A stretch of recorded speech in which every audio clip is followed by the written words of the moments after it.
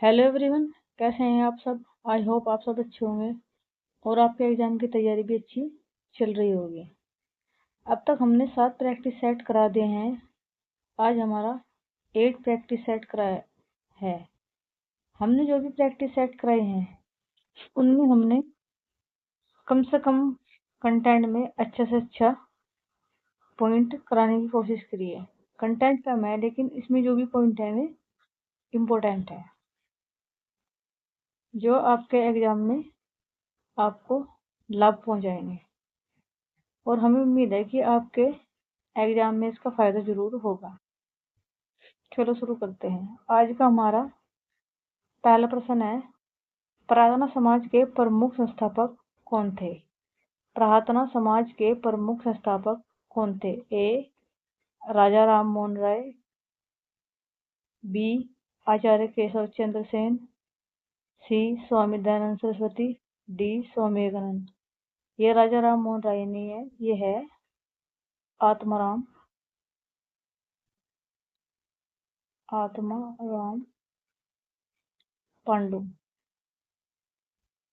पांडुरंग। ए Atmaram Pandu, B आचार्य केशव चंद्र सेन, सी Swami Dayanand Saraswati, D Swami Vivekananda. इसका जो सही आंसर है वो है आत्माराम पांडु। और इसके जो साथ थे वो थे एवं महादेव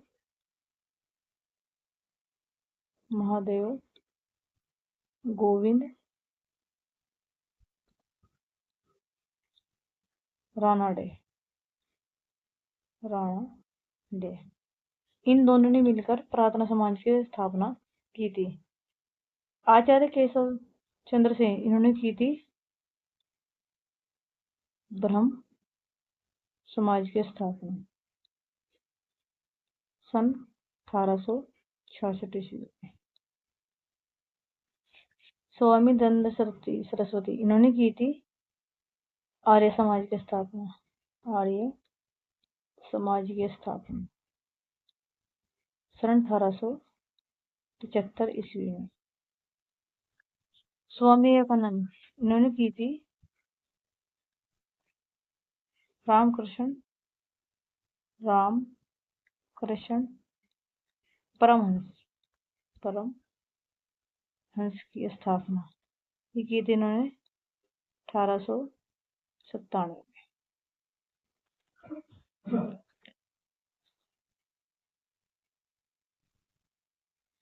हमारा अगला प्रश्न है, पूना सार्वजनिक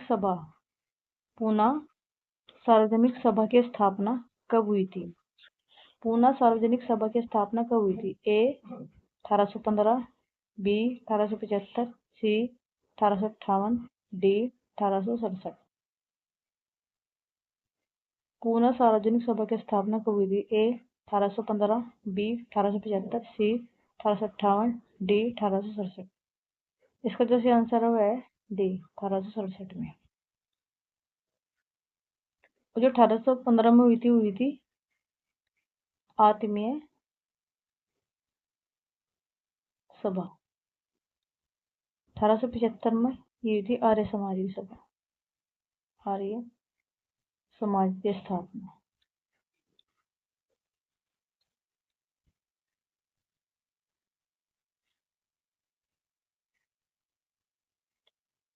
हमारा अगला प्रश्न है, सत्यशोधक समाज की स्थापना किसने की थी।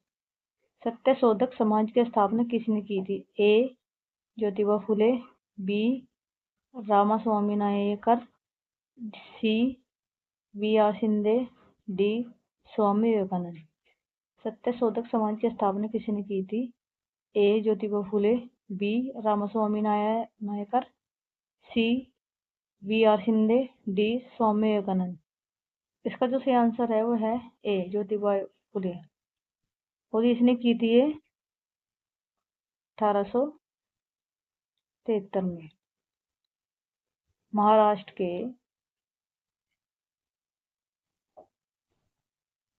के निम्न जाति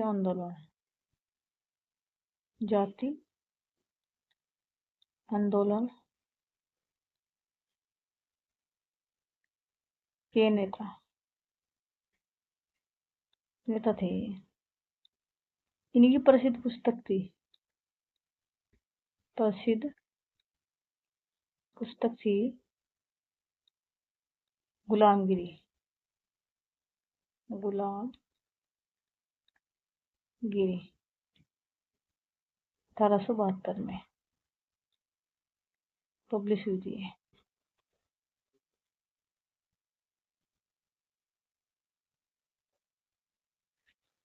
हमारा अगला प्रश्न है, संवाद कौमुदी नामक साप्ताहिक बांग्ला समाचार पत्र का प्रकाशन किसने किया था? संवाद कौमुदी नामक साप्ताहिक बांग्ला समाचार पत्र का प्रकाशन किसने किया था? ए मदन मोहन मालवीय, बी महात्मा गांधी, सी राजा राम मोहन राय, डी बाल गंगाधर तिलक।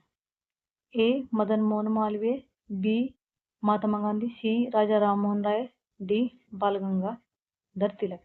इसका जो सही आंसर हुआ है सी राजा राम मोहन राय। मदन मोहन मालवीय इन्होंने किया था हिंदुस्तान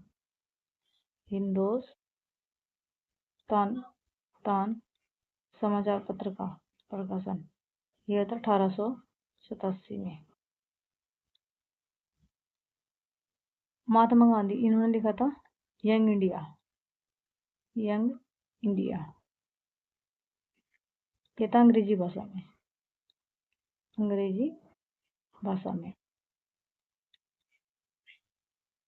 और बाल गंगाधर तिलक इन्होंने लिखे थे केसरी व मराठा। केसरी जो था यह था मराठी भाषा में, और मराठा ये था अंग्रेजी भाषा में।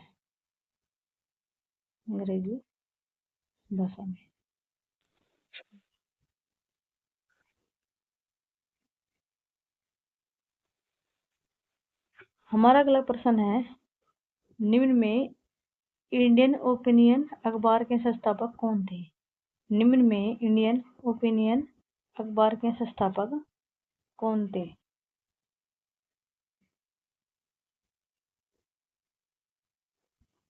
इसकी जगह है महात्मा गांधी। ए है महात्मा गांधी, बी भारतेंदु हरिश्चंद्र, सी गोपाल कृष्ण गोखले, डी राजाराम मोहन राय। ए महात्मा गांधी, बी भारतेंदु हरिश्चंद्र, सी गोपाल कृष्ण गोखले, डी राजाराम मोहन राय। इसका जो सही आंसर है वह है महात्मा गांधी, ये अंग्रेजी में था। भारतेंदु हरिश्चंद्र इन्होंने लिखी थी कवि वचन सुधा,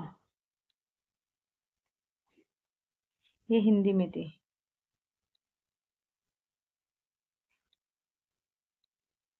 गोपाल कृष्ण गोखले इनकी थी नेशन, ये थी अंग्रेजी भाषा में। तो राजा राम मोहन राय की इनका था अखबार मेरा तुल अखबार, ये था फारसी भाषा में।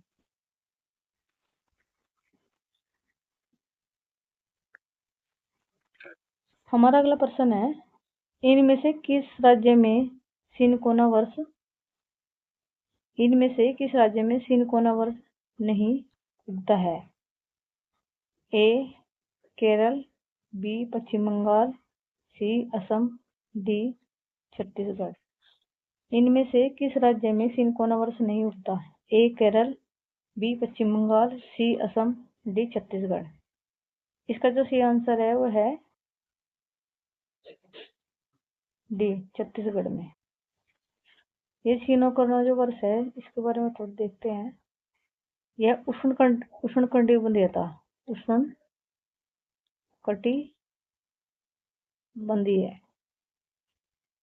ये उष्णकटिबंधीय सदाबहार वन था। सदाबहार पौधा।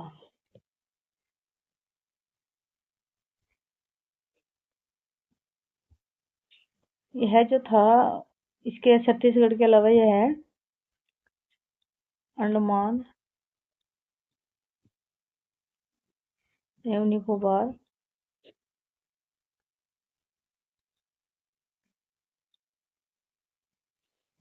मेघालय,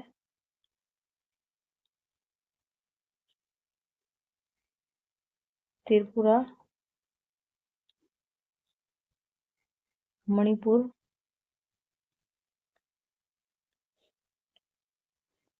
और पश्चिमी तटीय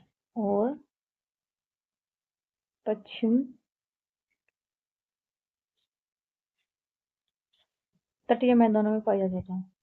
तटीय मैदानों में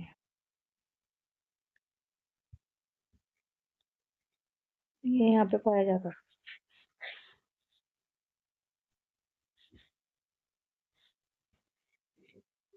हमारा अगला प्रश्न है, निम्न में भोजपत्र कहाँ मिलता है?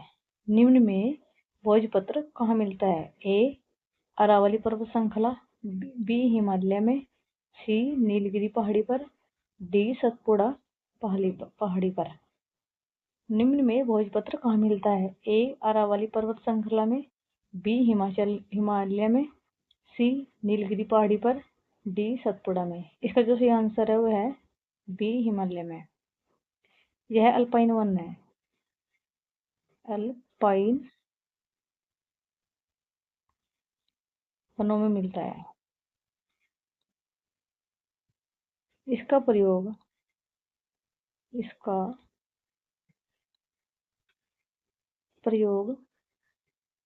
प्राचीन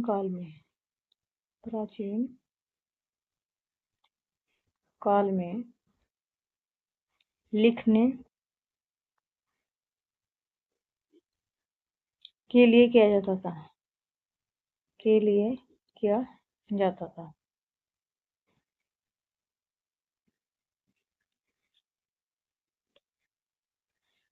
हमारा अगला प्रश्न है, सरदार सरोवर बांध किस नदी पर बनाया गया है?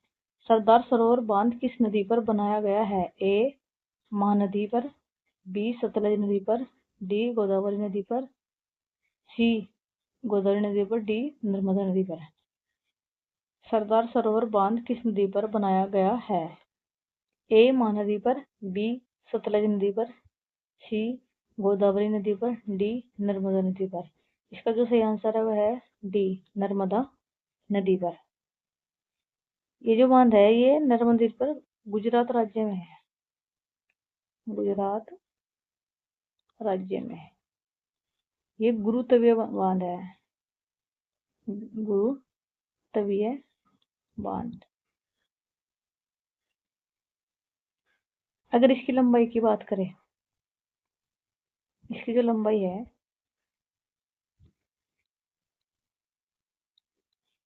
वह है 1210 मीटर।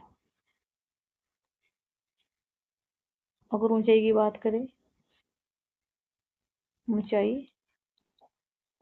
वह है 138.68 मीटर।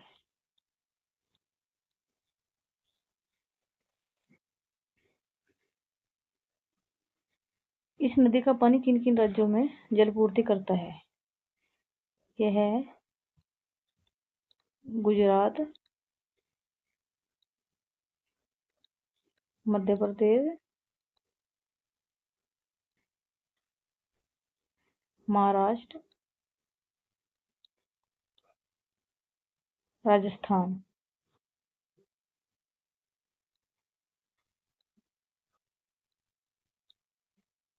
इन राज्यों में पूर्ति करता है। इसका उद्घाटन जो हुआ था वो 17 सितंबर को हुआ था। 17 सितंबर 2017 को। नरेंद्र मोदी ने इसका उद्घाटन किया था।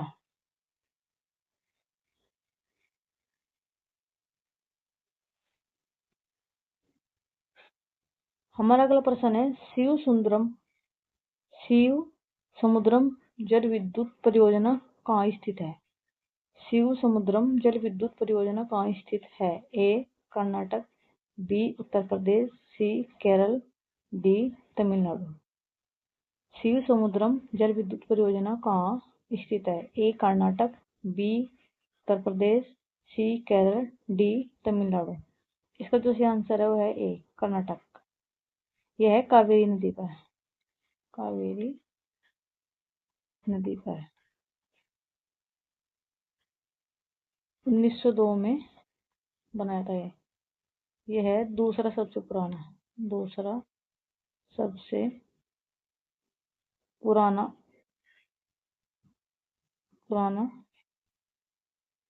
जल विद्युत उत्पादन संयंत्र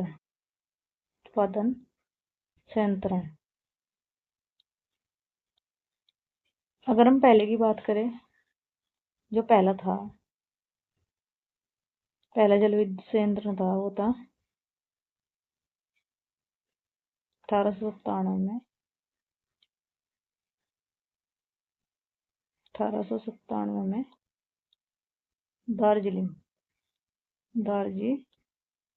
दार्जिलिंग नगर में,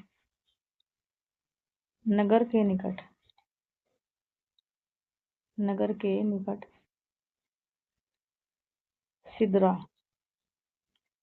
सिद्रापूर या सीडा बाग में बनाया गया था। सीडा बाग में लगाया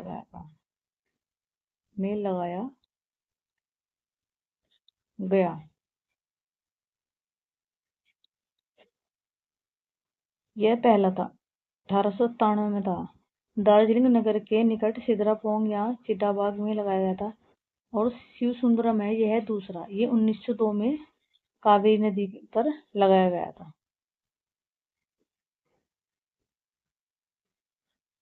हमारा अगला प्रश्न है, भारत में कृषि पारिस्थितिकीय क्षेत्र को कितने भागों में विभाजित किया गया है?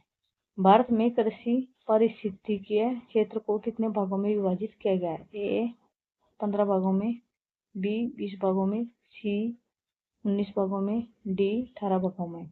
ए 15 भागों में, बी 20 भागों में, सी 19 भागों में, डी 18 भागों में। इसका जो सही आंसर है वो है ए 20 भागों में। 20 क्षेत्र हैं इसके, 20 क्षेत्रों में।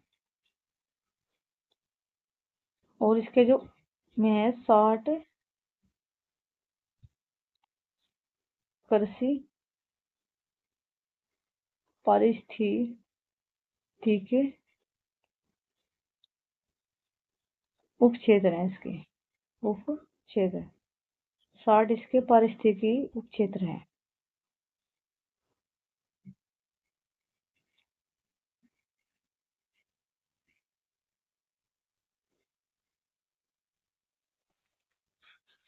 हमारा अगला प्रश्न है,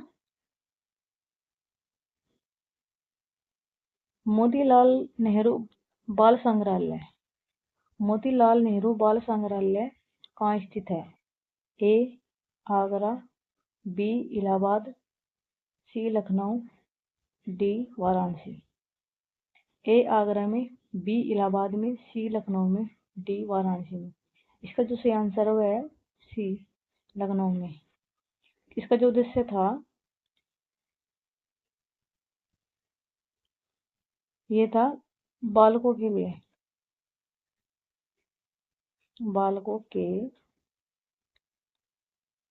लिए ज्ञान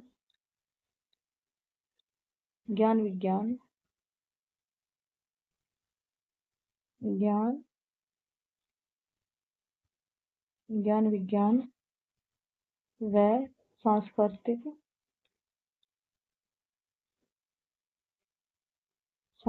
सामग्री के लिए था। ये उत्तर प्रदेश में है।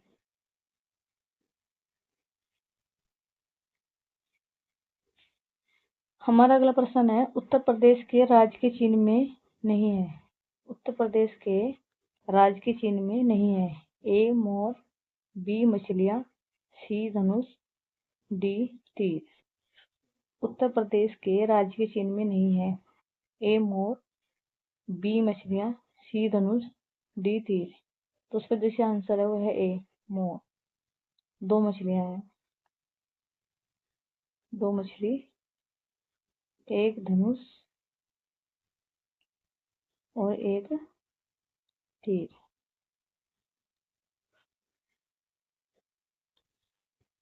अगर इसकी उसकी बात करें, इसकी जो उत्पत्ति थी वो कब हुई थी? वो हुई थी, अगर हम इस चीन की उत्पत्ति की बात करें, तो ये तो यूनाइटेड किंगडम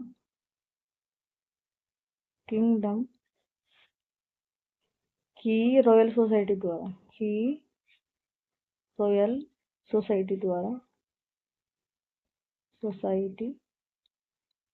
द्वारा और 1916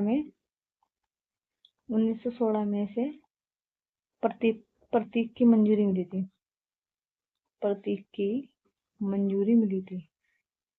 मंजूरी मिली थी।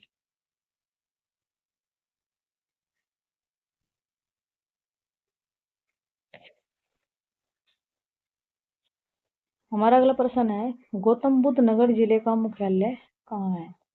गौतम बुद्ध जिले का मुख्यालय कहाँ है? ए गाजियाबाद, बी नोएडा में, सी रामाबाई नगर में, डी ग्रेटर नोएडा में। गौतम बुद्ध नगर जिले का मुख्यालय कहाँ है? गाजियाबाद में, नोएडा में, रामाबाई नगर में और ग्रेटर नोएडा में।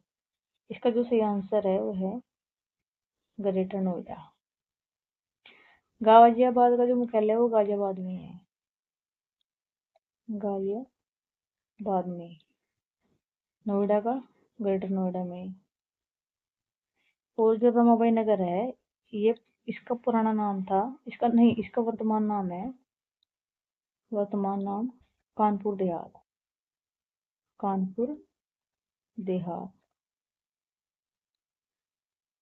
इसका जो मुख्यालय है, इसका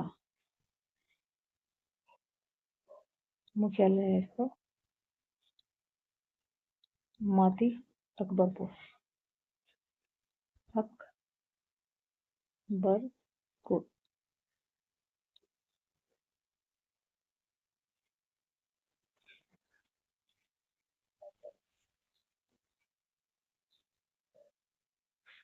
हमारा अगला प्रश्न है, निम्न राज्यों में से किसके साथ उत्तर प्रदेश की सीमा नहीं लगती? निम्न राज्यों में से किसके साथ उत्तर प्रदेश की सीमा नहीं लगती? ए पंजाब के साथ, बी मध्य प्रदेश के साथ, सी हरियाणा के साथ, डी बिहार के साथ। ए पंजाब के साथ, बी मध्य प्रदेश के साथ, सी हरियाणा के साथ, डी बिहार के साथ। इसका जो सही आंसर है वह है ए पंजाब के साथ। और अगर हम इसके राज्यों की बात करें तो 8 राज्य हैं, एक केंद्र शासित है।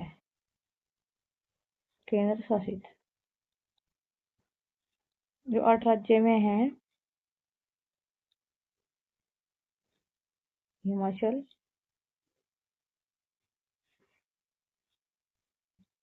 हरियाणा, राजस्थान, मध्य प्रदेश, छत्तीसगढ़, झारखंड, बिहार और उत्तराखंड। जो केंद्र शासित है वो है दिल्ली, एक ही है, वह है दिल्ली। एक देश है वो है नेपाल, जिसकी सीमा उत्तर प्रदेश से लगती है। हमारा अगला प्रश्न है, 2011 की जनगणना के अनुसार उत्तर प्रदेश में महिला साक्षरता दर कितनी है? 2011 की जनगणना के अनुसार उत्तर प्रदेश में महिला साक्षरता दर कितनी है? ए 42.2, बी 57.2, सी 77.3, डी 67.7। ए 42.2%, बी 57.2%, सी 77.3%, डी 67.7%। इसका जो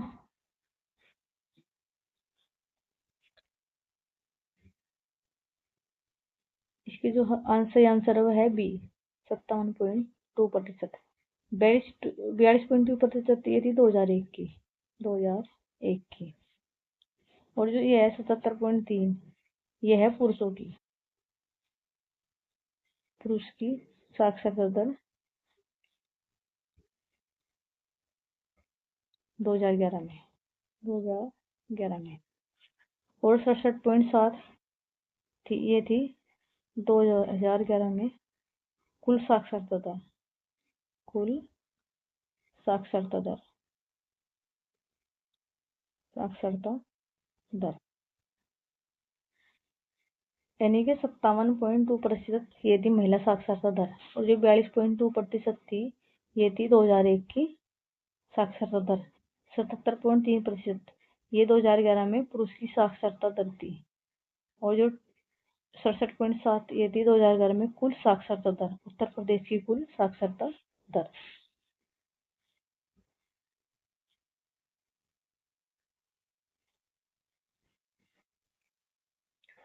हमारा अगला प्रश्न है, इनमें से कौन सी गैस वायु में नहीं पाई जाती है? इनमें से कौन सी गैस वायु में नहीं पाई जाती है? ए नियॉन, बी आर्गन, सी रेडान, डी ऑक्सीजन। इनमें से कौन सी गैस वायु में नहीं पाई जाती है? ए नियॉन, बी आर्गन, सी रेडान, डी ऑक्सीजन। इसका जो सही आंसर है वो है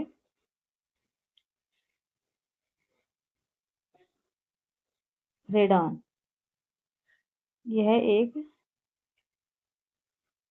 रेडियो एक्टिव है।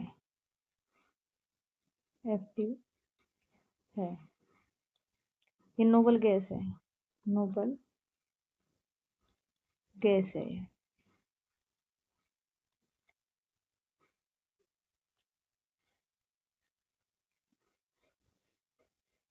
सूक्ष्म वायु में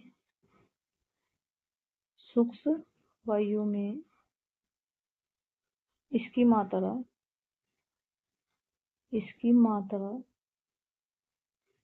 ना के बराबर है। ना के बराबर है। अगर हम वायुमंडल में गैस की बात करें तो जो सबसे ज्यादा है नाइट्रोजन। ये है 78.8%। उसके बाद है ऑक्सीजन। ये है 20.95%।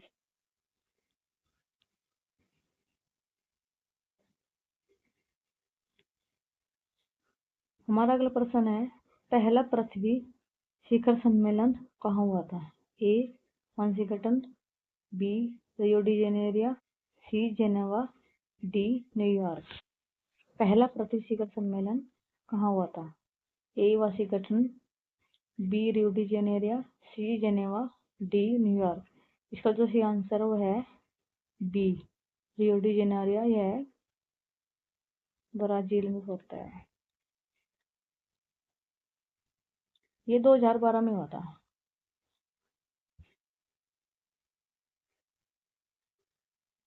2012 में। इसका जो नाम था वो था रियो 20 सम्मेलन।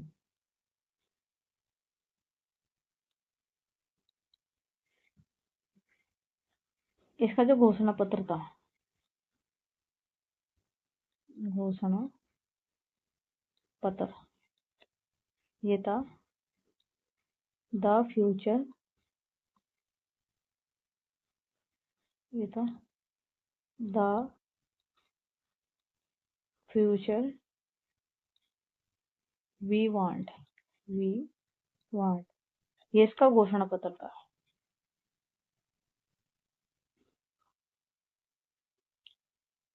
हमारा अगला प्रश्न है, भारतीय वन अनुसंधान संस्थान कहाँ स्थित है?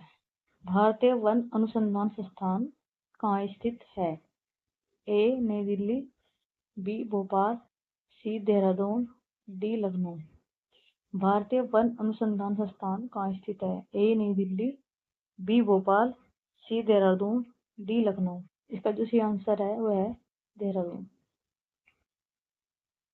यह है भारत का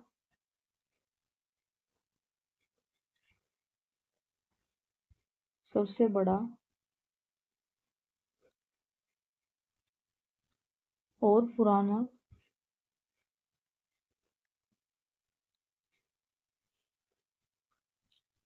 है। इसकी जो स्थापना हुई थी वो थी स्थापना 1878 ईस्वी में हुई थी।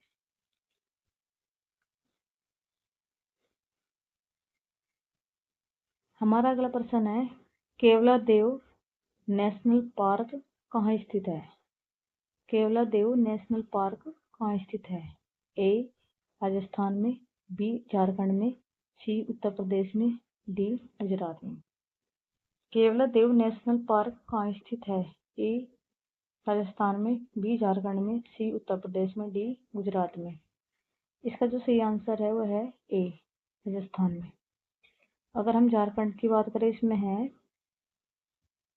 बेतला राष्ट्रीय उद्यान।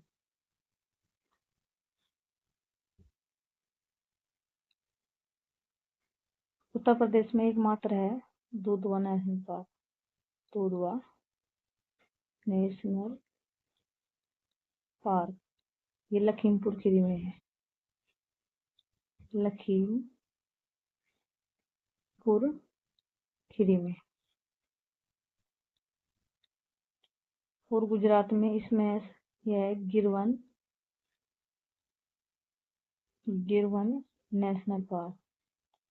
National park.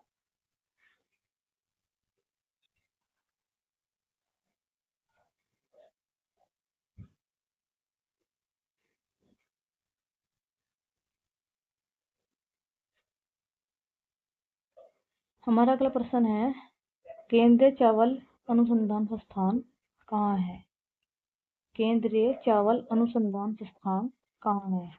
ए गुवाहाटी असम, बी हैदराबाद तेलंगाना, सी पुणे महाराष्ट्र, डी कटक उड़ीसा। केंद्रीय चावल अनुसंधान संस्थान कहाँ है? ए गुवाहाटी असम, बी हैदराबाद तेलंगाना, सी पुणे महाराष्ट्र, डी कटक उड़ीसा। इसका जो आंसर है वो है डी कटक उड़ीसा। अगर हम गुवाहाटी की बात करें तो यहाँ पे है राष्ट्रीय शुगर अनुसंधान।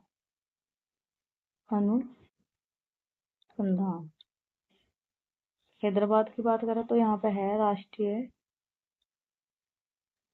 पोषण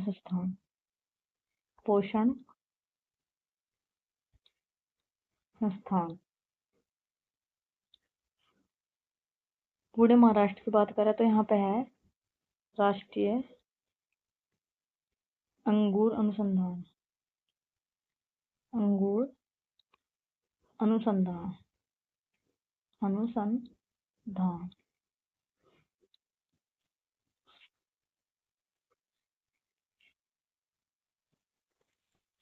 इस प्रकार हमारी क्लास कंप्लीट हो गई। आपको अच्छी लगे तो कमेंट में बताना। Thank you.